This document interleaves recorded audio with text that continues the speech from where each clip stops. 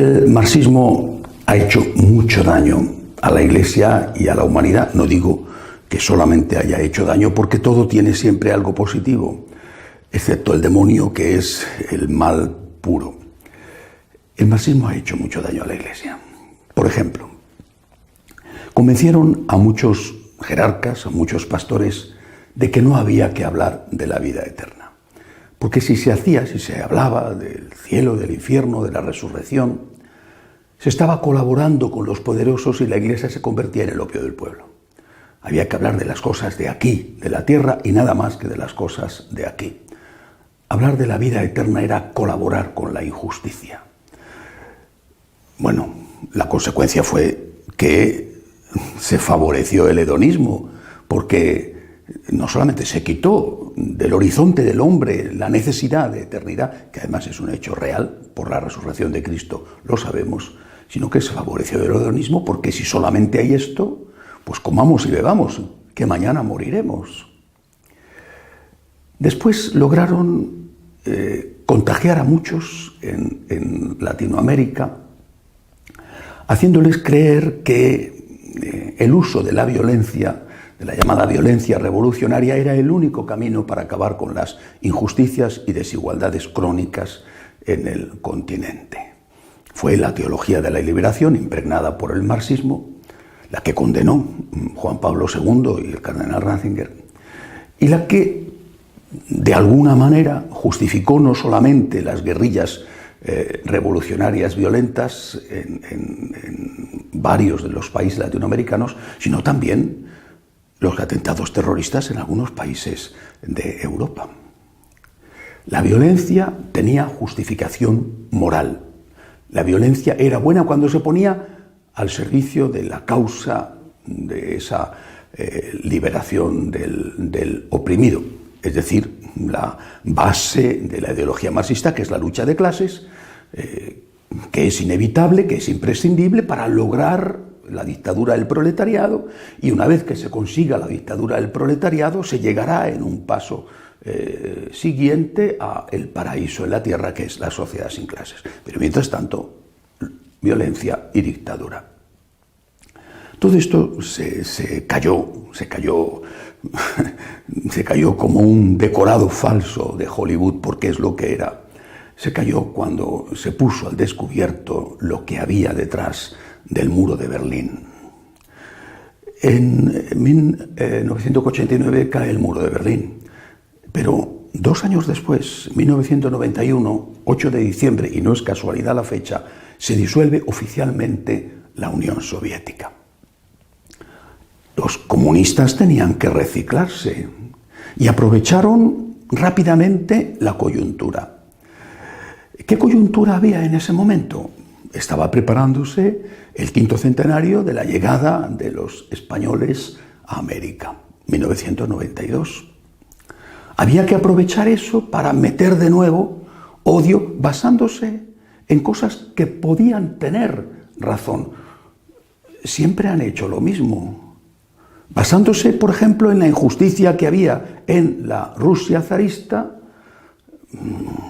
Octubre de 1917, llegaron al poder e instalaron su dictadura. Bueno, pues se reciclaron, entre otras formas de reciclarse, son grandes especialistas en eso, y lograron vender a una parte importante de la élite latinoamericana el odio a España. España se convirtió en la gran asesina del mundo.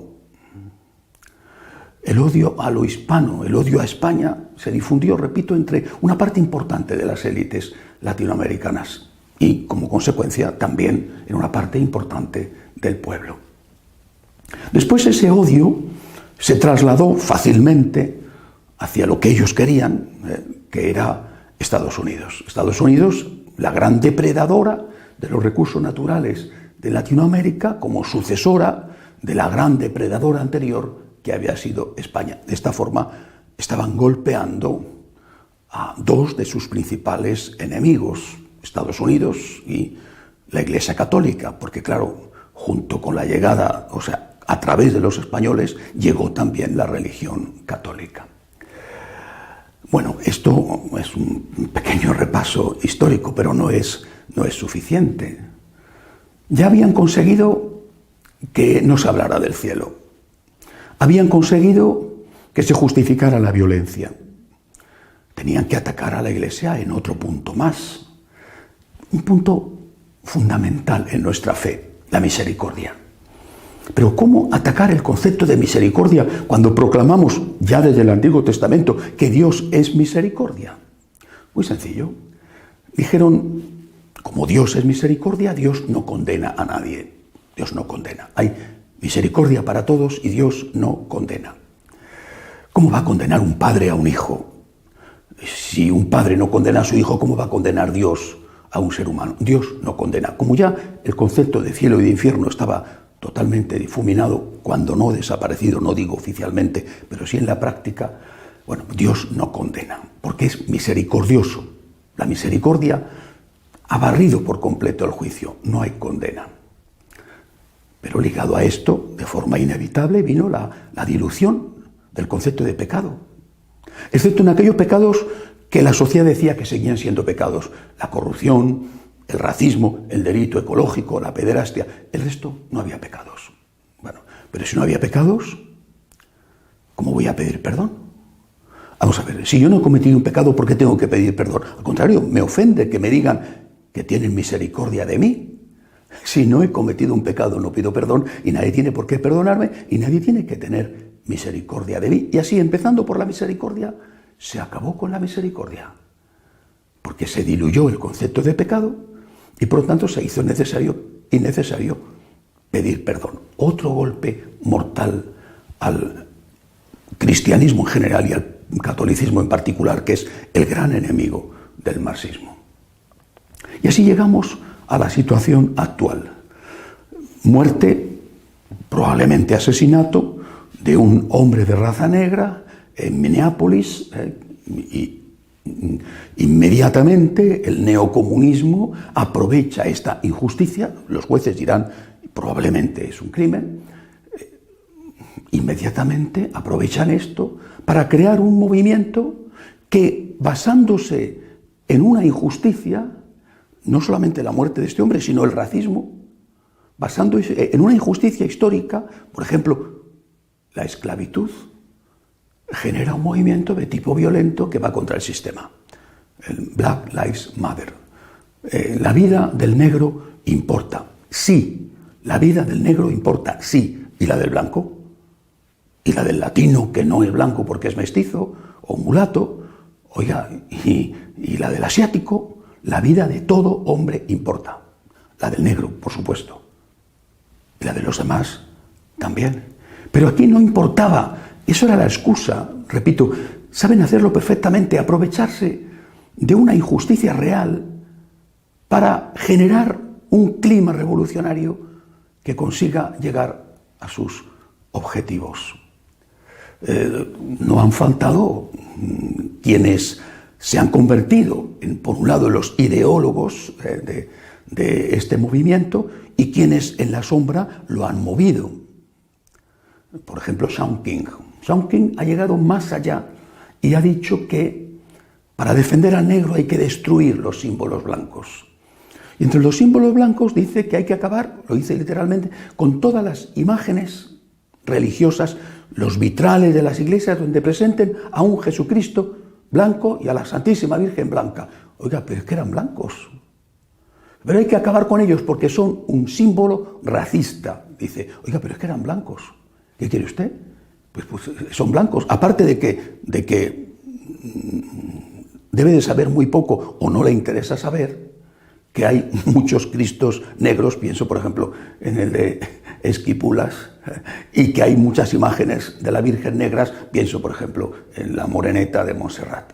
Pero da igual, es que no se trata de defender los derechos de los negros o de reivindicar justicia, incluso una justicia histórica que dé lo que tienen derecho a recibir los herederos de aquellos que fueron expoliados. No se trata de eso, se trata de ir contra el sistema. Y además contra un sistema concreto, que es el de Estados Unidos, y de ir también contra la Iglesia Católica. Por eso el ataque contra los símbolos que representan a uno y a otro. A mí me preocupan ciertamente mucho más los símbolos que representan a la Iglesia Católica. ¿Por qué la destrucción de las imágenes de San Junípero Serra? ¿Por qué? Pero si no solamente fue un fundador de ciudades tan importantes como Los Ángeles o San Francisco, entre otras muchas, sino que fue un defensor de los indios. Un defensor de los indios que les proporcionó protección delante de los que iban a por ellos para esclavizarles. Pero es que da igual, no se trata de hacer una justificación histórica, se trata de dañar el sistema. Y a mí me extraña, de verdad, que el Partido Demócrata norteamericano no se esté dando cuenta de que detrás de esto está el comunismo y de que lo que buscan no es cambiar a un presidente por otro presidente, derribar a Trump cueste lo que cueste, sino que lo que buscan es herir a su país, Estados Unidos. Y me extraña y me duele que los latinos norteamericanos no se den cuenta también de que esto está yendo contra sus raíces. Hoy los latinos, sea cual sea su origen, México es el país más representado, son el 15% de la población norteamericana. Han superado ya a la población negra, está en torno al 13%, pero no solamente les han superado numéricamente, no solo les han superado y les han barrido en el control, por ejemplo, de la droga en determinados barrios, en determinados guetos, es que les han superado en la cultura y les han superado en la competencia por determinados puestos de trabajo. Es una reacción contra los latinos y contra sus símbolos y contra la fe que tienen, la fe cristiana. ¿No se dan cuenta los demócratas y no se dan cuenta los latinos de lo que hay detrás de esto? De que cuando se derriba una estatua de Colón, al margen de lo que hiciera Colón, y cuando se derriba una estatua de San Junípero Serra, que no hay ningún motivo para derribarla, están yendo contra ellos mismos. Y esto no solamente ha ocurrido en Estados Unidos, es increíble que en España, en Mallorca, la patria de San Junípero, haya sido vandalizada su escultura. Es la izquierda. Bueno, ¿y cómo ha reaccionado la Iglesia ante todo esto? Ha reaccionado con una gran timidez. Quizá porque tenía miedo a que decir esto que estoy diciendo o condenar la manipulación violenta de un sentimiento justo de rechazo contra el racismo pudiera generar más agresión contra no solamente los símbolos católicos, sino contra los templos católicos. Quizá ha sido esa la causa. Pero yo he echado en falta algo fundamental, hablar del perdón. Recordar que fue San Juan Pablo II, cuando se pasó del segundo al tercer milenio en el 2020, en el año 2000, fue San Juan Pablo II el que pidió perdón por todos los pecados que la Iglesia había cometido en el milenio que terminaba. Y no solamente la jerarquía de la Iglesia, sino los laicos también. Y citó explícitamente la colaboración con la esclavitud y el racismo. Pedimos perdón y ofrecemos perdón. De eso es de lo que hay que hablar. En esta crisis, en esta terrible manipulación de delitos históricos para generar una violencia revolucionaria, en esta situación hay que hablar del perdón. Es imprescindible hablar del perdón, que se pide y que se da. ¿Pero por qué no se habla del perdón? Porque no se debe hablar del perdón. No se debe hablar del cielo. Y no se debe hablar del perdón, porque perdón implica pecado, pero si no hay pecado, pero si ha desaparecido el concepto de pecado, excepto en aquellas cosas que nos dicen que siguen siendo pecados y que van cambiando según las modas. Es imprescindible hablar del perdón. Solamente el perdón. El perdón, repito, que se pide y el perdón que se ofrece. Solamente el perdón sanará las heridas, porque solamente el perdón es de verdad curativo. Y eso es justamente lo que no les interesa a los enemigos de la Iglesia y a los enemigos de la humanidad. No les interesa el perdón, les interesa la violencia.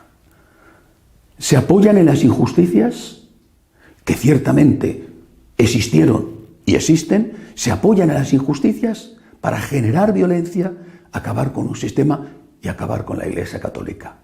Tenemos que hablar del perdón, lo mismo que tenemos que hablar del cielo. Tenemos que hablar de la resurrección. Y tenemos que decir que la violencia nunca tiene una justificación. Y tenemos que decir que Dios es la infinita y divina misericordia, pero que antes de la misericordia está el juicio.